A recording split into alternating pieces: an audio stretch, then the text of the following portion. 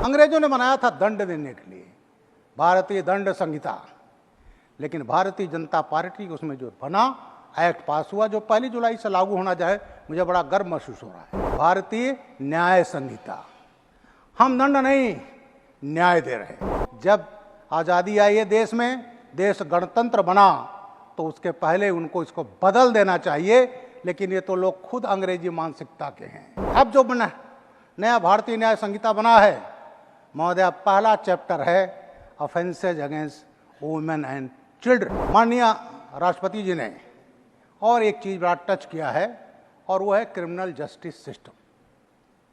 IPC Indian panel Code बना था 1860 में। कब बना था? जब 1857 में फर्स्ट वॉर ऑफ इंडिपेंडेंस हुआ। अंग्रेजों की नींव हिल गई। उन्होंने कहा भारतीयों को गुलाम कैसे बनाएं, परमानेंटली तो आया इंडियन पेनल कोड, भारतीय दंड संहिता। महोदय, जो क्रिमिनल जस्टिस सिस्टम अब बना, और मेरा भी थोड़ा जो योगदान है क्योंकि मैं चेयरमैन रहा उसका, parliament standing committee on home affair, मेरे कमेटी से भी वो गुजरा है। अंग्रेजों ने बनाया था दंड देने के लिए भारतीय दंड संहिता, लेकिन भारतीय जनता पार्टी उसमें जो बना एक्ट पास हुआ जो 1 जुलाई से लागू होना चाहे, मुझे बड़ा गर्व महसूस हो रहा है क्योंकि मैंने भी इसमें काम किया है। और उसमें रखा गया है भारतीय न्याय संहिता। हम दंड नहीं न्याय दे रहे। सीआरपीसी जो थी उसका नाम रखा गया भारतीय नागरिक सुरक्षा संहिता। हमारे कई कांग्रेसी मित्र कहते थे भारतीय नागरिक सुरक्षा मीन्स सिविल डिफेंस। हम कहा नहीं जनाब, सिविल डिफेंस नहीं। 1952 में हमारा संविधान लागू हो गया। 1950 में संविधान लागू होने के बाद जो संविधान प्रदत्त अधिकार हैं वो भारतीय नागरिकों को मिल जाने चाहिए था। इसलिए जो क्रिमिनल जस्टिस सिस्टम अंग्रेजों का दिया हुआ था, कांग्रेस तो जब आज़ादी आई है देश में, देश गणतंत्र बना, तो उसके पहले उनको इसको बदल देना चाहिए, लेकिन ये तो लोग खुद अंग्रेजी मानसिकता के हैं। अंग्रेजों के गुलाम रहे, गुलामी को स्वीकार, और वही चीज़ स्वीकार करते हैं कि आज वही कानून बना रहे जो अंग्रेजों को बनाया हुआ था।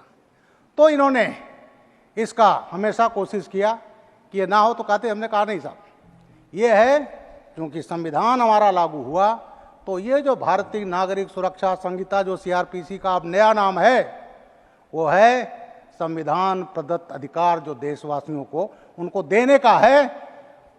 तीसरा है साक्ष्य अधिनियम। अब इसमें अधिनियम में मैं बताना चाहता हूं कि अंग्रेजों के लिए इंपॉर्टेंट था पैसा, देश को लूटना। उनको मानवाधिकार से कोई मतलब नहीं था। जलियांवाला बाग हो, तमाम इंसिडेंट, और किस तरह से व्यवहार करते थे। मसूरी में जाइए तो हम तो वहाँ ट्रेंड हैं, dogs and Indians are not allowed. वो मानसिकता उनकी थी, और इसके लिए जो है एक्ट बनाया। उस एक्ट में उनको 2 सबसे बड़ा जुर्म होता महोदय, मानववध, हत्या, मर्डर, और दूसरा होता है बहनों के साथ, महिलाओं के साथ बलात्कार। लेकिन बलात्कार कहाँ रखा उन्होंने? Section 376 Indian panel code, 376 number उनकी वो प्राथमिकता नहीं थी। और मर्डर कहाँ रखा? 302। लेकिन अब जो बना नया भारतीय न्याय संहिता बना है महोदय, पहला चैप्टर है offences against women and children. इसमें जो बलात्कार की सजा दी गई है, अगर नाबालिग बच्ची है, 12 साल से कम है, और गैंग रेप होता है तो सजा है फांसी की सजा। बलात्कार में आजन्म कारावास की सजा है, और मिनिमम है 20 साल। तो ये सरकार जो कहती है हम महिलाओं की सुरक्षा करेंगे, महिलाओं का अधिकार देंगे, और हमने नारी शक्त बंधन अधिनियम इसी पार्लियामेंट में पास किया है, उस पर खरी उतरती है। और जो नया एक्ट आ रहा है और 1 जुलाई से, उसमें महिलाओं के लिए पहला चैप्टर है offences against women and children.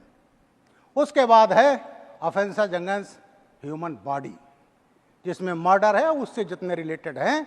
तो इसलिए ये जो एक्ट बने हुए हैं, इसमें हम लोगों ने एक ये किया है इस नए एक्ट में कि हमने न्याय देने का कहा है, दंड देने का नहीं।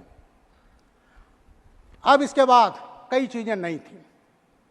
एक था ऑर्गेनाइज क्राइम। बड़े बड़े माफिया बने। बॉम्बे के हमारे मुरली देवड़ा जी बोल रहे थे, आतंकवाद था और वहाँ कौन कौन अंडरवर्ल्ड चलता था वो सभी जानते हैं। पूरे देश में था, अंग्रेजों के ज़माने में नहीं था। तो उसके बाद जो ऑर्गेनाइज क्राइम के खिलाफ एक्ट बनना चाहिए था वो नहीं था। उत्तर प्रदेश का मैं रहने वाला हूँ, पुलिस अधिकारी रहा हूँ, डीजीपी रहा हूँ, और उत्तर प्रदेश में गैंगस्टर पर कार्रवाई हुई।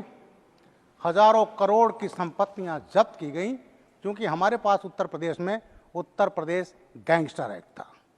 महाराष्ट्र में मकोका था।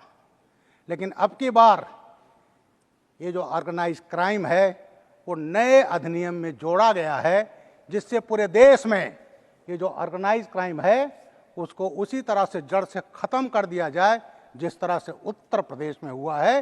और आज उत्तर प्रदेश का जो माफियाओं पर कार्रवाई है वो केवल हमारे देश में नहीं, हमारे प्रदेशों में होती है। और विदेश में एक एमपी थे ऑस्ट्रेलिया के, उन्होंने कहा भाई उत्तर प्रदेश के मुख्यमंत्री कुछ दिन हमारे यहाँ आ जाना चाहिए था।